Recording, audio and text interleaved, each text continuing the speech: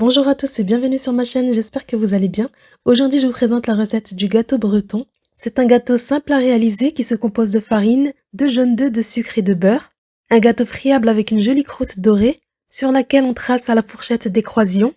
Dans cette vidéo, je vais vous le présenter sous deux formes, qui est la version originale, coupée en forme de losange ou bien en individuel. Alors sans plus attendre, c'est parti pour la recette. Pour les ingrédients du gâteau, j'ai ici 4 jaunes d'œufs, 170 g de beurre demi-sel, que vous pouvez remplacer par du beurre doux, auquel vous allez ajouter 4 g de sel, soit environ une demi-cuillère à café. J'ai ici 160 g de sucre en poudre, avec un sachet de sucre vanille. Pour le sucre vanille, c'est une préférence, mais vous pouvez mettre seulement le sucre en poudre, dans ce cas-là, vous mettez 170 g. Et enfin, il nous faudra 220 g de farine que l'on va tamiser tout à l'heure. Et voilà le beurre que j'utilise pour cette recette, de la marque Paysan Breton, qui est un très bon beurre pour cette recette, je vous le conseille. Donc ici, pour commencer, dans mon saladier, je vais verser le sucre en poudre avec le sachet de sucre vanille. Ce gâteau, il est très simple à faire, c'est pour ça qu'ici j'ai choisi de le préparer dans un saladier. Mais je vais quand même vous montrer tout à l'heure comment le préparer dans un robot. J'ajoute ensuite le beurre coupé en petits dés et ramolli, ce qui est important pour pouvoir bien mélanger l'ensemble. Donc ici, je vous conseille de le couper au préalable et de le laisser sur votre plan de travail. Ou sinon, le passer quelques secondes au micro-ondes par tranche de 3 secondes pour éviter qu'il ne fonde. Vous récupérez ensuite votre maryse et vous mélangez jusqu'à ce que le sucre soit bien incorporé dans le beurre.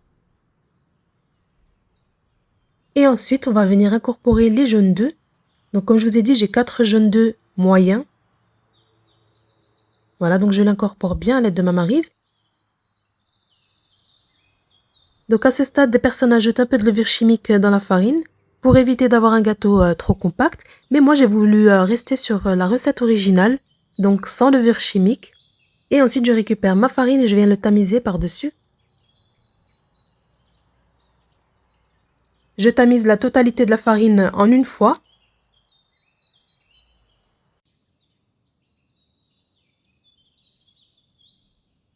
Pareil ici pour la vraie version du gâteau breton, l'idéal c'est de laisser reposer votre pâte, c'est-à-dire la préparer par exemple la veille, ou bien environ 3 heures avant la cuisson, ce qui va permettre au gras du beurre de bien se mêler au reste de la préparation.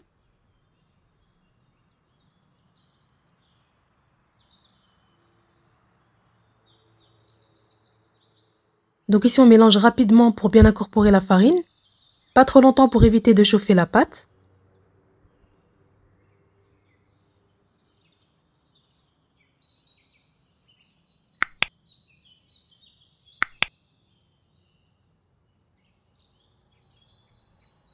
Et si vous souhaitez réaliser la pâte au robot, donc c'est tout simple, vous allez verser le sucre en poudre avec le sachet de sucre vanille, vous y ajoutez ensuite le beurre coupé en petits dés et bien ramolli, et vous mélangez à l'aide de votre feuille jusqu'à ce que ça soit bien incorporé. Vous ajoutez ensuite les 4 jaunes d'œufs et vous continuez à mélanger. Et lorsque c'est bien incorporé, on termine par la farine.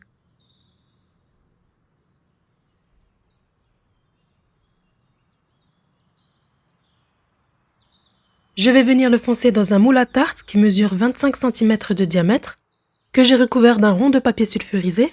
Il vous est possible d'utiliser n'importe quel moule, et pour un gâteau un peu plus épais, vous choisissez un moule de 20 cm de diamètre. Voilà, donc je l'aplatis bien. Pour un bon résultat, je vous conseille d'anticiper, de réaliser la pâte la veille, et vous laissez reposer votre pâte dans votre moule jusqu'au lendemain, et ensuite seulement vous passez à la cuisson. Donc si vous n'êtes pas pressé, vaut mieux le laisser reposer. Et pareil ici pour la version individuelle, je récupère mon moule à muffins que je viens beurrer au préalable. Et ici, à l'aide de ma cuillère à glace, je viens prélever la pâte que je dépose dans mon moule.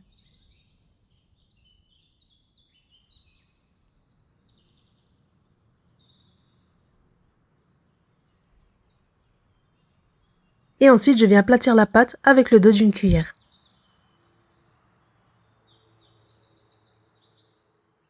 Donc moi, pour ma part ici, une fois avoir façonné ma pâte, j'ai laissé reposer à peu près 1 heure. Et une fois que c'est fait, on va venir maintenant badigeonner avec un jaune d'œuf. Ou bien si vous le souhaitez, vous pouvez faire un mélange de jaune d'œuf et de lait.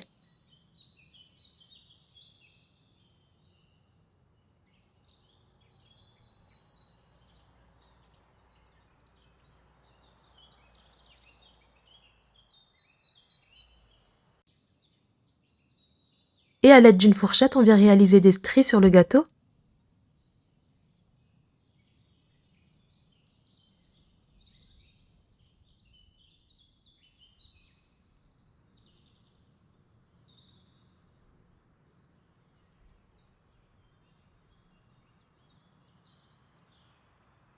Et pour la version grand format, on fait la même chose, on vient récupérer une fourchette et on fait des losanges sur le gâteau.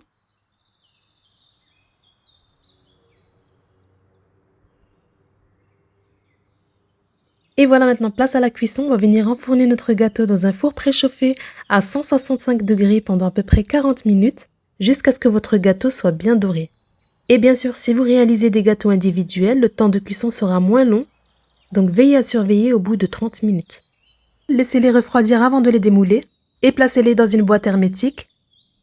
Certes, le gâteau breton n'est pas le moins calorique, mais croyez-moi, il est délicieux.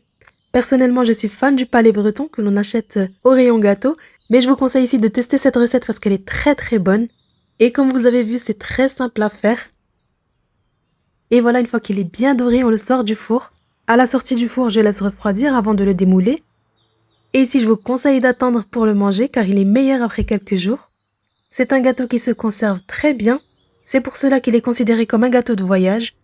Donc conservez-le à température ambiante dans une boîte. Conservez-le à l'abri de la chaleur et de l'humidité. Je retire mon papier sulfurisé, je vais venir découper des losanges. Un délicieux gâteau au bon goût de beurre avec cette touche salée qui fait toute la différence. Et sachez que pour cette recette, il doit obligatoirement être fait avec du beurre salé ou bien du beurre doux auquel on ajoute, comme je vous ai dit, du sel. Si vous souhaitez avoir un gâteau un peu plus épais, vous utilisez un moule un peu plus petit. Vous pouvez utiliser un moule d'environ 20 cm. Moi, j'ai une préférence avec le gâteau qui est moins épais.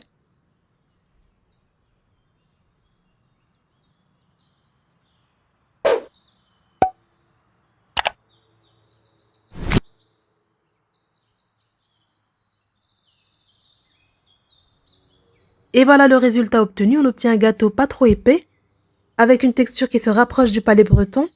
Il se déguste aussi bien en dessert qu'à l'heure du café ou bien du thé.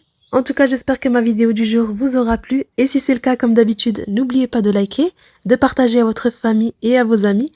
Abonnez-vous bien sûr à ma chaîne si ce n'est pas encore fait, et moi je vous dis à très vite pour une prochaine recette.